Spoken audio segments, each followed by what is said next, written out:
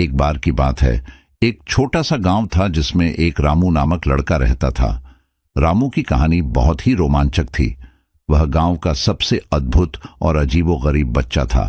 रामू के पास एक जादुई परीक्षण पेटी थी जिसमें हर पल कुछ नया और अद्भुत था। परीक्षण पेटी का जादू इतना शक्तिशाली था कि रामू ने खुद भी कभी सोचा नहीं था कि यह उसके लिए कितना महत्वपूर्ण होगा। एक दिन जब रामू खेल रहा था तो उसने अपनी परीक्षण पेटी को खो दिया। वह बहुत ही चिंतित हो गया। उसने पूरे गांव में खोज की, लेकिन वह कहीं नहीं मिला। रामू ने सोचा कि कहीं उसके दुश्मन ने उसे चुरा लिया हो। रामू ने दिल से प्रार्थना की, भगवान, कृपया मेरी मदद करो। मेरी परीक्षण पेटी को मुझे वापस मिला दो। और जैसे ही वह आखिरी शब्द बोला, अचानक उसके सामने परीक्षण पेटी प्रकट हो गई। रामू को यह देखकर अचंभितता हुई, लेकिन फिर उसने समझा कि यह उसकी प्रार्थना की सीधी विश्वसनीयता का परिणाम था। रामू ने अब और भी ध्यानपूर्वक अपनी परीक्षण पेटी को इस्तेमाल करना शुरू किया। वह हर दिन नए जादूगरी करता और अपने गांव वालों को रोमांचित करता। रामू की जिंदगी बदल गई। लोग उसे अब एक जादुई बच्चा मानने लगे। उनके लिए रामू का हर एक दिन अब एक नया रोमांच और आश्चर्य का स्रोत बन गया। लेकिन एक दिन एक दुष्ट जादूगर उसे चुनौती देने आया।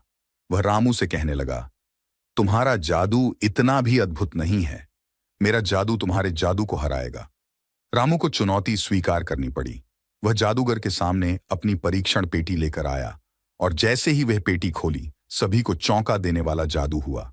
वहां एक जादुई जंग शुरू हुई। रामू और उस जादूगर के बीच एक तीव्र मात्रा में शक्ति का संघर्ष हो रहा था। पर रामू की ईमानदारी और निरंतरता ने उसे विजयी बना दिया। जादूगर हार मानकर गांव छोड़ गया और रामू को उसकी विजय का गर्व महसूस होने लगा। उसने सभी को दिखा दिया कि ईमानदारी और निरंतरता ही सच्चे जादू की सबसे बड़ी शक्ति होती है। इस घटना के बाद रामू की परीक्षण पेटी की महत्ता और उसका जादू और भी बढ़ गया। लोग अब उसे सिर्फ गांव का हीरो ही नहीं मानते थे, बल्कि उसे पूरे देश में एक महान जादुई शिक्षक के रूप में जानते थे। और यही रामू की कहानी का अंत है।